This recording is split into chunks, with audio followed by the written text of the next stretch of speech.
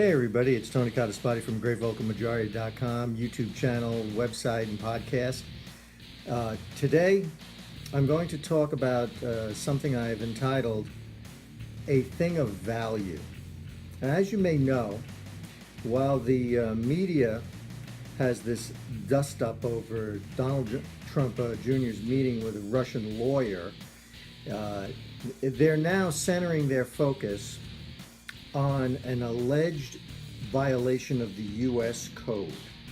Now, critics say the law prohibits a foreign government or a foreign actor from giving anything of value, and I'm using finger quotes, air quotes, anything of value or soliciting something of value from a foreign entity. And the critics charge that this information on Clinton that was supposed to be coming forward from this Russian lawyer would have been a thing of value. Now let's seriously consider this for a second. Trump's critics are alleging that political information, which is a well-accepted form of political speech, was solicited by Trump or the Trump campaign. Now, this is not only not true, it's accepting it as a premise. Accepting it as a premise is a direct frontal assault on the First Amendment. And what do I mean by that? Well, no one has ever been prosecuted for receiving information, however obtained, legally or illegally, that's damaging to the government or some political figure. Now, you only have to go back to the time of the Pentagon Papers in the New York Times, where they were trying to prosecute the people who received the information that was leaked illegally from the Pentagon. The people who had the legal liability there were the people who actually leaked the information, not the people who received the leaked information. This is a critical difference, and this is what happened with, at the worst case scenario, this is what happened with Donald Trump Jr. I mean, he did not solicit the Russians to come forward to him. The Russians, or not even the Russians themselves, but some publicist said that the Russians had such information. The Russians never actually said that. At least that's what all the evidence shows so far. So the Russians didn't even solicit Trump. It was this publicist. So you got to keep that in mind. And furthermore, had any information that would have been illegally procured, they would have had the legal liability. In other words, it would have been the Russians that would have been legally liable if they came forward with illegally procured information, or the publicist if he was the one who provided illegally procured information, not the Trump campaign. Now, it would be a different story if the Trump campaign said, we want you to go and get this for us. You know, that's solicitation. That would have been a problem. But that's not what happened. At least that's the evidence so far, right? I mean, so everybody's losing their minds, but there's no real evidence of any criminal wrongdoing or even wrongdoing of any kind. So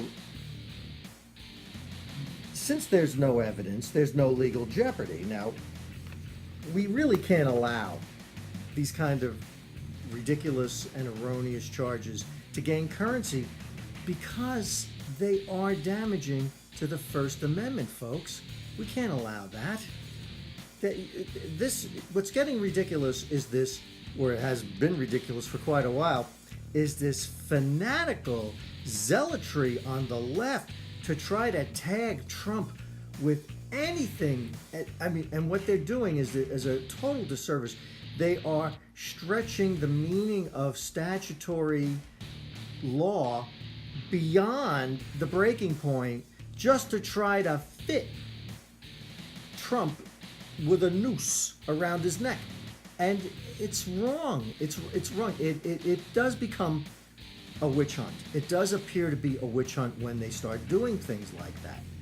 And it is incredibly frustrating to watch this.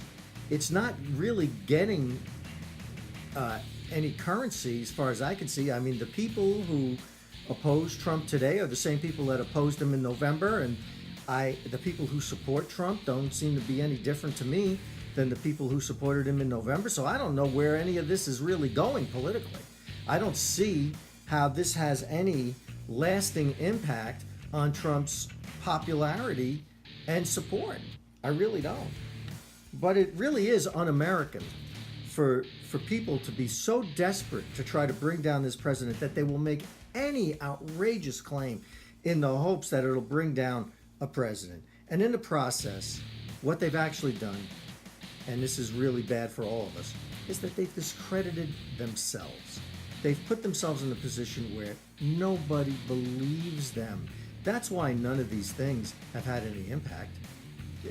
In previous years, if the media were to come out with information like this, there was enough trust in media reporting that people would give it credibility. But nowadays, nobody believes anybody. Nobody believes the media. And whose fault is that?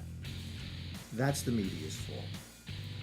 And in a growing number of Americans, although I gotta be honest, I don't know how much more it could grow,